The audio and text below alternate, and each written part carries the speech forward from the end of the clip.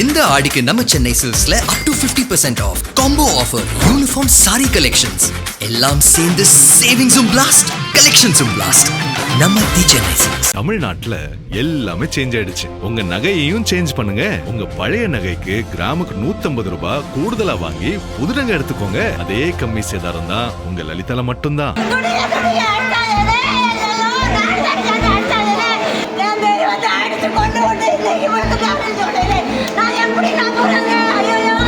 எல்லாமே மொத்தம் 4 போலீஸ்மே அடிச்சேன். நான் கண்ணார பார்த்தேன். அது போக உள்ள எஸ்எஸ்ஆர் இன்ஸ்பெக்டர் எல்லாமே இருந்தாங்க. பேர் தெரியுமா?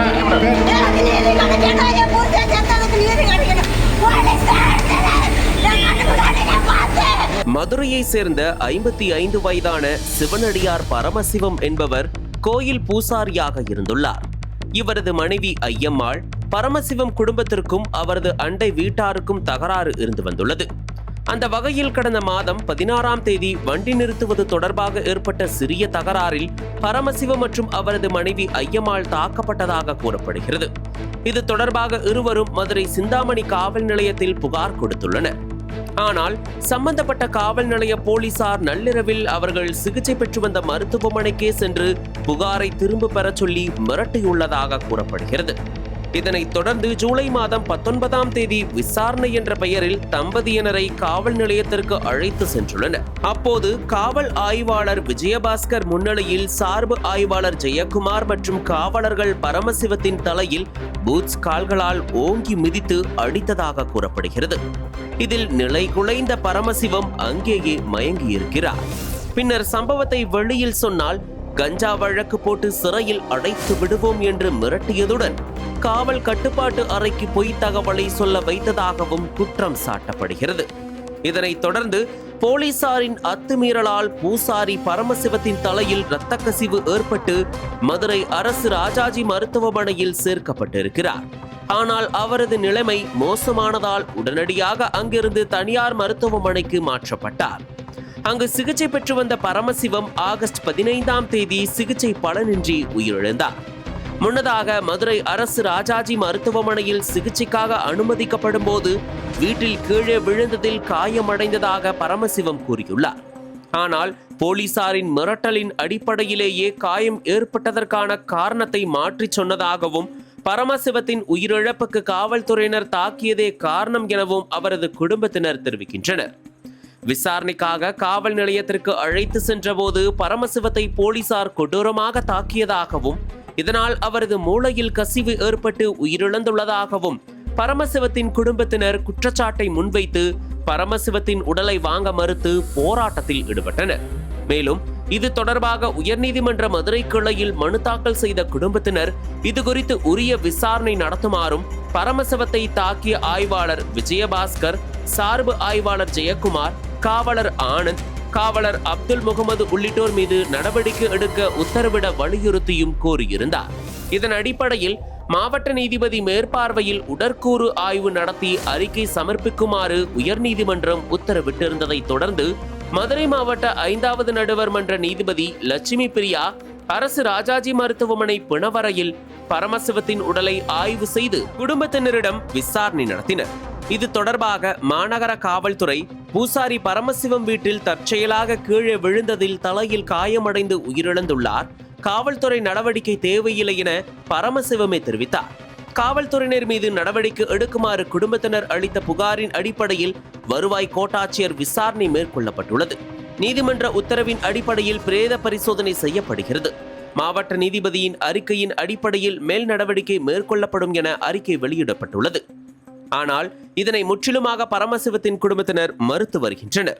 தவேக அரசு அமைந்ததிலிருந்து மாநிலத்தின் பல்வேறு பகுதிகளில் காவல் நிலைய மரணங்கள், சட்டவிரோத காவலில் வைத்து சித்திரவதை செய்தல் மற்றும் அதிகார துஷ்பிரயோகம் ஆகியவை தொடர்கதையாகி வருகின்றன. மக்களுக்காக செயல்பட வேண்டிய காவல்துறை அதிகார போதையில் அப்பாவி ஏழை எளிய மக்களின் உயிரோடு விளையாடுவது ஏற்றுக்கொள்ளவே முடியாது. பரமசிவம் அவர்களை கொடூரமாக தாக்கி கொலை செய்த சிந்தாமணி காவல் ஆய்வாளர் விஜயபாஸ்கர், சார்பு ஆய்வாளர் ஜெயக்குமார், காவலர் ஆனந்த், காவலர் அப்துல் முகமது உள்ளிட்ட அனைவர் மீதும் உடனடியாக கொலை வழக்கு பதிவு செய்து கைது செய்ய வேண்டும் என்று அப்பகுதி சமூக ஆர்வலர்கள் வலியுறுத்தி வருகின்றனர். மதுரை மாவட்டம் சிந்தாமணி காவல் நிலைய எல்லைக்குட்பட்ட அனுப்பநாடி கிராமத்தை சேர்ந்தவர் தான் இப்போ காவலர்களால் அடித்து கொலை செய்யப்பட்ட பரமசிவம் பூசாரி அவர்கள். நம்ம அமைப்பில் பூசாரிகளை ஒருங்கிணைக்கிற மிக உன்னதமான பணியை செஞ்சுட்டு இருந்தாங்க. அவரை பார்த்தாவே விசாரணைங்கிற பேரில் கூட்டிகிட்டு போயிட்டு அடிக்கணும்னு தோணாது. ஒரு சாமியார் போல் இருப்பார். அவரை விசாரணைங்கிற பேரில் 2 தாய்மார்களுக்கு இடையில் பிரச்சனை. இதுக்கு காவல்துறை யாருடைய தூண்டுதல்னு தெரியல, இவ்வளோ அக்கறை காட்டி அவரை காவல் நிலையத்துக்கு கூட்டி போய் மிருகத்தனமாக அடித்ததில் அவர் காவல் நிலையத்துக்கு உள்ளேயே கீழே விழுந்திருக்கிறாரு. விழுந்ததில் அவருக்கு தலையில் பலமாக அடிபட்டுருக்கு. அதற்காக என்ன பண்ணியிருக்காங்க, உடனே காவல்துறையை அவரை ஜிஹெச்சுக்கு கூட்டிகிட்டு போயிட்டு மாத்திரையை மட்டும் வாங்கி கொடுத்துட்டு அங்கே எந்த ரிஜிஸ்டரும் பண்ணாமல் வீட்டுக்காரம்மாக்கிட்ட இவரை கூட்டிகிட்டு போங்க, ஒன்றும் அடியெல்லாம் படலை, கூட்டிகிட்டு போங்க, விசாரணைக்கு கூட்டிகிட்டு போயிட்டு அடிச்சுட்டு எந்த வழக்குமே போடாமல் இவரை கீழே தள்ளி விட்டு அடித்தோடனே இவர் மயக்கமாகி வாந்தி எடுக்கவும் ஏதோ நடந்துருச்சுன்னு சொல்லிட்டு உடனடியாக அனுப்பி விட்டுறாங்க.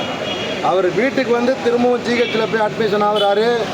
மண்டை அடிபட்டிருக்கு, ரத்த கசிவு ஏற்பட்டிருக்கு நாங்கள் ஜிஹெச்சில் சொல்லவும் அவங்க வீட்டுக்காரமாக தனியார் மருத்துவமனைக்கு வேலம்மாள் கூட்டி போய் அங்கே பார்க்கும்போது அவங்களும் அதை உறுதி செய்கிறாங்க. அடிப்பட்டதால் தான் ரத்தம் உறைஞ்சிருக்கு அப்படிங்கிறத உறுதி செய்கிறாங்க. உடனடியாக ஆப்ரேஷனுக்கு ஏற்பாடு பண்ணுறாங்க. ஆப்ரேஷன் முடியுது. அது பலனளிக்காமல் அவங்களுடைய கொடூர தாக்குதலில் பரமசிவம் பூசாரி இறந்து விடுகிறார்.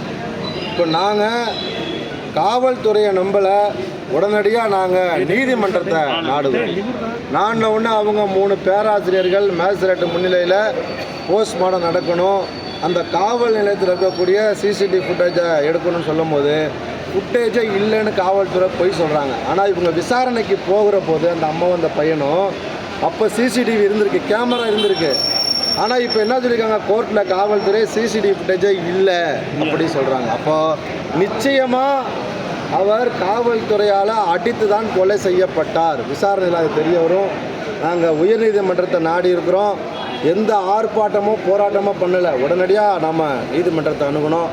அவங்க முறைப்படி இங்கே நடந்திருக்கு. இப்போ பாடியை வாங்கலான்னு இப்போ வந்தால் காவல்துறை மதியம் 12 மணிக்கு அவர் கீழே விழுந்து தான் இறந்தார் அப்படிங்கிற ஒரு ஸ்டேட்மெண்ட்டை சமூக வலைதளத்தோட போலீஸோட அஃபீஷியல் ஐடியில் போட்டுக்கிறாங்க. இதற்கு இப்படி முந்திக்கிறாங்க காவல்துறை. அதாவது நீதிமன்றத்தினுடைய அந்த வழிகாட்டுதலே மீறுகிற விதமாக காவல்துறை ஒரு ரிப்போர்ட்டை சமூக வலைதளத்தில் போட்டிருக்காங்க. அதனால் நாங்கள் பாடியை வாங்க மாட்டோம் அப்படின்னு இப்போ சொல்லியிருக்கிறோம். எதற்காக அவசரமாக சமூக வலைதள பக்கத்தில் கீழே விழுந்தா இறந்தாருன்னு போட்டிருக்கீங்க? விழுந்தாருன்னா எங்கே விழுந்தார்? காவல் நிலையத்தில் தான் விழுந்தார். நீங்கள் அடித்ததால் தான் விழுந்தார். 4-5 பேர் சேர்ந்து அடித்ததால தான் அவர் கீழே விழுகிறார். இது தொடர்கதை ஆகக்கூடாது. மதுரையில் மட்டும் இல்லை, ஒட்டுமொத்த தமிழகத்திலும் விளிம்பு நிலை மக்களை, குறிப்பாக விளிம்பு நிலை மக்களை, ஏழை மக்களை விசாரணை என்கிற பேரில் கூட்டிகிட்டு போய் கண்மூடித்தனமாக தாக்குறது, மிருகத்தனமாக தாக்குறது இதோடு நிறுத்தப்படணும். அதான் நாங்கள் வேண்டி கேட்டுக்கிறோம். ஆகையால் இப்போ பாடியை நாங்கள் வாங்குறதில்லங்கிற முடிவு பண்ணியிருக்கிறோம். ஏன்னா போலீஸ் மறுபடியும் தப்பிக்கிறதுக்கு சிசிடிவி ஃபுட்டேஜ் கேமரா இல்லைங்கிறாங்க, கீழே விழுந்து தான் இறந்தேன்னு சொல்கிறாங்க. இது ஏமாற்று வேலையாக இருக்குது. அதனால் நாங்கள் பாடியை வாங்க மாட்டோம்னு இப்போ முடிவு பண்ணியிருக்கோம். வாங்குறதா ஏன் ஒத்துக்கிட்டீங்க சார்? நம்ம கோர்ட்டுக்கு போயிட்டோம். கோர்ட்லேருந்து மேஜிஸ்ட்ரேட்டு பேராசிரியர்கள் வச்சு நம்ம பிஎம் பண்ணலான்னு சொன்னாங்க. சரி, முறைப்படி அது நடக்கும் அப்படின்னு பார்த்தா போலீஸ் இப்போ திரும்பவும் ஒரு பொய்யை சொல்கிறாங்களே. அப்படிங்கும்போது நாங்கள் வாங்க மாட்டோம். ரிப்போர்ட் என்ன சொல்லுது? இன்னும் வரல. இனிமேல் தான் எல்லாமே வரும்.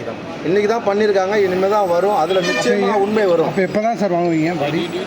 இப்போ காவல்துறையை இந்த மாதிரியான ஒரு தப்பை பண்ணிவிட்டு திரும்ப அதை நியாயப்படுத்துகிற விதமாக நடந்தால் நாங்கள் எப்படி அதை ஏற்றுக்கிறது? இன்றைக்கி ஒருத்தருக்கு நடந்துருச்சு, இது எப்படியே தொடர் கதையாக ஆகுதுன்னு வச்சுங்களேன். இந்த ஆட்சிலையும் ஆட்சி மாறினாலும் காட்சி மாறாத கதையாக தொடர்ச்சியாக இதெல்லாம் நடந்துக்கிட்டே போனால் யார் தான் இதெல்லாம் கேட்குறது? பூசாரி பரமசிவத்தினுடைய மரணமாவது இதுக்கெல்லாம் ஒரு தீர்வை கொடுக்கணும். அதனால் நாங்கள் வாங்க மறுக்கிறோம். நன்றி. அனல் பறக்கும் செய்திகளை அப்டேட் செய்து கொள்ள நக்கீரன் களத்தை இப்பவே சப்ஸ்கிரைப் பண்ணுங்க.